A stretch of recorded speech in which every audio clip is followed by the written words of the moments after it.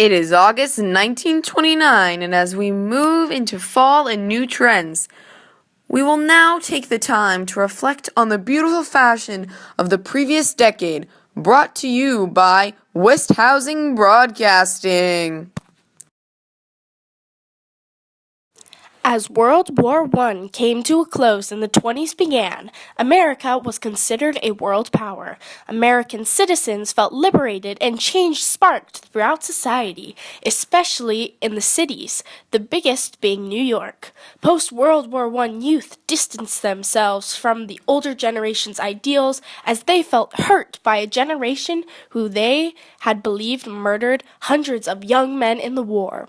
There was also a rapid growth of wealth amongst middle-class citizens, and this wealth, combined with the anger and bliss that the war had ended, resulted in rebellion against the social norms of the time.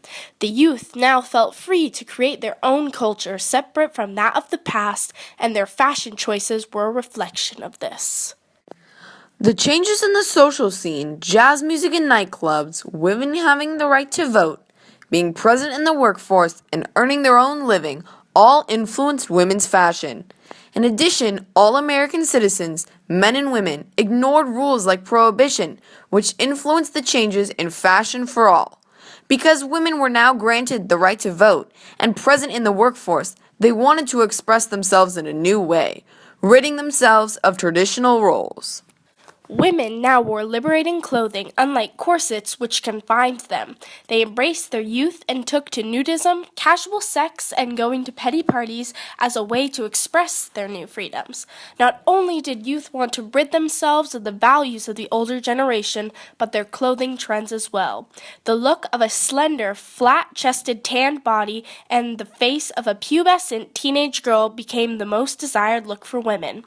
Female clothes became looser, more shapeless and fit, the bust and waist disappeared, narrow hips were preferred, and hair became shorter and shorter, while broader shoulders became desired. Big-busted girls turned to bandaging their breasts, and rather than using a corset, many women adopted the Symington side lacer, a bra that could be laced at both sides to flatten the chest. Between 1920 and 1928, corset sales declined by 2/3 as women turned to this new bra. The new goal of a woman's dress was to show off her legs and make it easy for her to dance.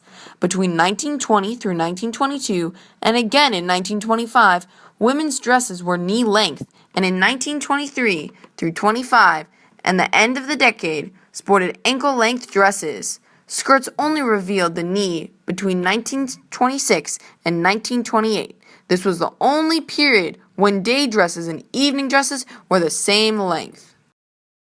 As dresses became shorter, hair did too. Hair was bobbed, then shingled, then Eton cropped. The Eton crop shocked older citizens as it was the shortest hair had ever been for women. Cloche hats were worn to exaggerate women's short hair because you could only wear a cloche hat with short hair. The hat was also used to get rid of the forehead because it was seen as unfashionable. In the later part of the decade, evening hair accessories switched from brimmed hats to feathered headbands. Shoe height was also changed, as the most popular shoe of the decade was the ankle strap Cuban heel shoe. Before the 1920s, shoes were not always seen beneath dresses, but because dress length was now raised, shoes became a large fashion accessory and started to be mass manufactured. The last part of a woman's look was makeup, which was emphasized as women strived to look younger and younger. Thin eyebrows and makeup around the eyes were added to make eyes look larger and once again younger. Clara Bow, a silent film star of the 20s, made lips painted to make the mouth look narrower from side to side look popular. It also became fashionable to apply makeup in public. Clara Bow, along with making the particular style of lip paint popular, was among the biggest style icons of the 1920s in America. After rising to the big screen from the slums of Brooklyn and a life in poverty, Clara embraced her carefree attitude and embodied the sexuality and the love of sex, or it, in the era, and she gave it to her audience with no apologies. With her fame and life of smoking, drinking, and partying, Clara became the original it girl, and many women were influenced by her style. The type of girl who adopted the style of Clara Bow with short dresses, short hair, heels, public makeup, and a life of drinking, smoking, and partying was known as a flapper. The flapper dress itself was a loose-fitting dress, and it was worn with dangly necklaces and a headpiece, and makeup was a staple of the flapper. The flapper style became popular with women through the advertisements that promoted cigarettes, which flappers embraced, and in magazines. Magazines like the Saturday Evening Post printed stories about college-educated women, who were mostly flappers, smoking, partying, and drinking, despite the 18th Amendment forbidding drinking. The rebellious attitude of the 20s denounced prohibition. Therefore, speakeasies, secret clubs with alcohol, became popular, and flappers went to the clubs to party and dance to the wonderful jazz music. Prior to the 1920s, high fashion was not attainable for all, but because the flapper dress was so easy to sew at home, many more women were able to follow the trend. One of the other popular icons of the time was Gabrielle Coco Chanel. She was known for her simple yet sophisticated outfit, paired with accessories such as strands of pearls. After being raised by nuns in an orphanage who taught her how to sew, Chanel opened up her first shop on Paris's Compound in 1910 and started out selling hats. Later, she added stores in Bellevue and Biarritz and began making clothes. Her first clothing success came from a dress she made out of an old jersey. For everyone who asked where she got it, she offered to make one for them. In 1925, she introduced the now legendary Chanel suit with collarless jacket and well-fitted skirt. Designs were revolutionary for the time, borrowing elements of menswear and emphasized comfort. This helped say goodbye to corsets and other confining garments. Chanel also revolutionized little black dresses. She took a color once associated with mourning and proved that it could be chic for evening wear. All these things made her one of the biggest fashion influences of the time, and her trends are still alive today and will be on forever and ever. Similar to women, younger men switched from wearing clothes of their elders and developed their own style. Unlike women, however, who looked to magazines and movie stars for their fashion, much of men's clothing was inspired from what popular athletes were wearing. Plus pants were often seen on golf stars such as Bobby Jones and Hagen. Plus pants were categorized by how far they fell below the knee, being secured around the leg, and men were often seen sporting +4s and wide-legged trousers. Like the golf stars, they accessorized their trousers with Fair Isle sweaters. Men were also inspired by the famous pilot Charles Lindbergh, and because of him, every stylish man wore a leather jacket. New changes occurred as the trousers continued to get wider. It was the front crease. The front crease accentuated a man's overall shape and made for a stronger silhouette and more striking look overall. Cuffs were added to the trousers, which sharpened the look and helped draw attention to the man's shoes. He was often seen wearing the new style of shoe called wingtips, which was a pointed shoe with perforation over the toe, adding the jazz influence to every man's outfit.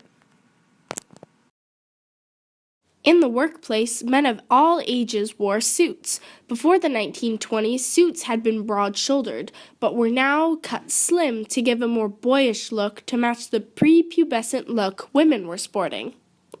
Despite the many changes in the other areas of men's fashion, evening wear stayed relatively the same. Black was still the only color worn for evening. A white shirt and a high collar with a bow tie was worn under the tailcoat, and black trousers were worn with shiny black shoes.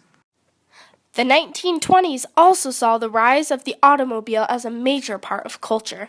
The booming economy meant that many more people could afford a car, so the fashion industry then decided to create clothes specifically for driving. Men wore flat wool or tweed driving caps and leather gloves. Prior to the 1920s, children's clothing was designed to make them look like smaller adults, but after the war, children's clothes was designed with children in mind, focusing on comfort rather than just style. Comfort clothing was achieved through fabric and style, whereas before, everyone had worn many layers no matter the temperature. In the 20s, a summer outfit may just consist of one layer, and in the winter, they used thicker fabric to keep children warm rather than piling on many layers. For young girls, simple cotton dresses and cardigans with canvas shoes would allow them to move and play. For many centuries, younger girls had long hair, but like the women of the 1920s, hair was now cut short and styled with ribbon. Young boys wore knee-length trousers year-round. Similar to the girls in the summer, they wore ankle socks and canvas shoes. Knitted pullovers and cardigans were popular, while suit jackets and ties were still worn for school, but were made much more comfortable than before. Well, this decade definitely looked skimpy, short, and comfortable. Yes, Peyton, I definitely see your hemline has been bouncing around these past couple of years. Very true, Reeve. I noticed your suit was more youthful than the other ones you used to wear. I wish I was a child still, playing in my comfortable cotton dress. Well, it seems that is all the time we have. We look forward to seeing you in October as we discuss the new fall trends. The future of fashion sure looks bright. The end.